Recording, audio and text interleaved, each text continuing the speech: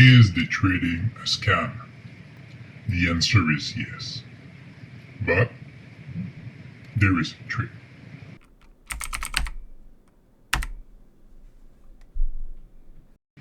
Hi, welcome to my channel HackingFinance.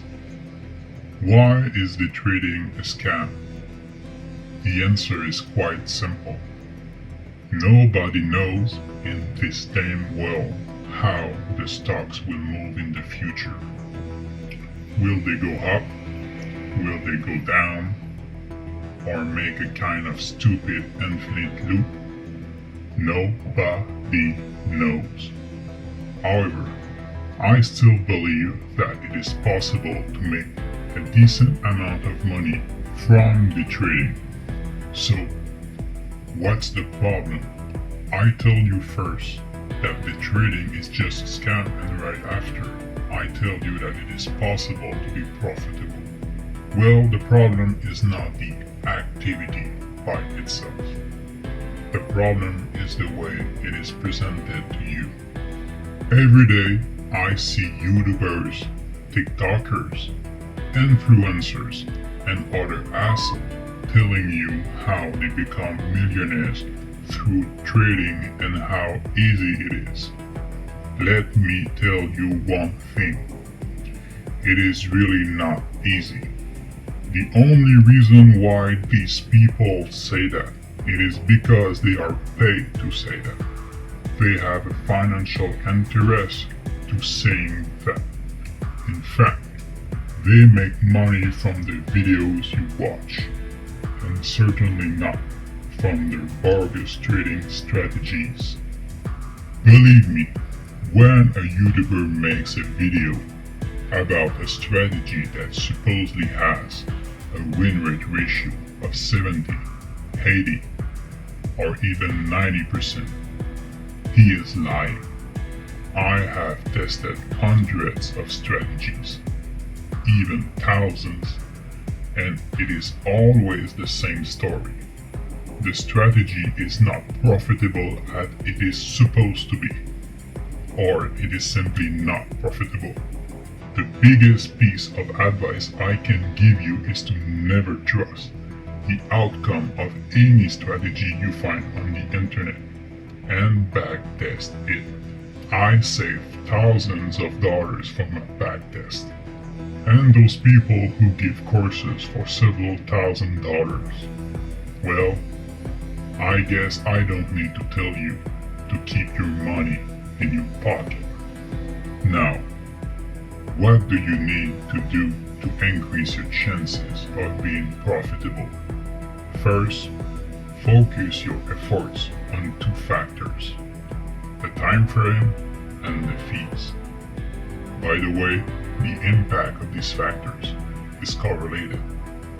During my work, I discovered that the more we use a small time frame, the more difficult it is to be profitable. When we use a small time frame, we are more likely to have a bad trade caused by a white noise or a random factor. So, on a smaller time frame, luck is a bigger factor. Also, you are likely to have more variance in your result with a lower expected return per trade. And now this brings us to fees. The smaller your expected return, the more impact trading costs will have. Here is a small example. You have a strategy that generates an average return of $1,000 per trade over a daily time frame. If the fee is $10 per trade, it takes 2% of your earnings. $10 for buying, $10 for selling. Let's say, on a 1-minute time frame, the same strategy generates an average return of $40 per trade. With the same fees, you now lose 50% of your earnings.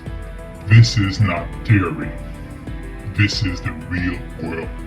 Trading on a low time frame is very difficult. almost impossible, mostly because the expected return is low and the trading fees are high. I consider a low time frame to be anything under 1 hour. After, you need to backtest your strategy properly. No, 100 trades are not enough. You need a sample of several hundreds of trades. You must also do backtest on different types of assets: stocks, futures, cryptocurrencies, and ETFs. Most importantly, backtest on periods that takes market dynamics into account. You will be able to see if your strategy is working in a bear market, a bull market, or both. I strongly suggest that you do your backtest with computer programs. Manual testing is extremely time consuming, and the majority of the time the strategy is not even profitable. Learning a programming language like PyScript for backtesting or Python in general will save you a lot of time. If you are too loose to learn a programming language to do your backtest, you can follow my Will It Be Profitable video series. In this video series, I test popular trading strategies and I show you the results. Of course, everything is on my channel and free. I also invite you to leave comments if you want me to test one of your strategies. Be strong, be smart. See you next time. Bye.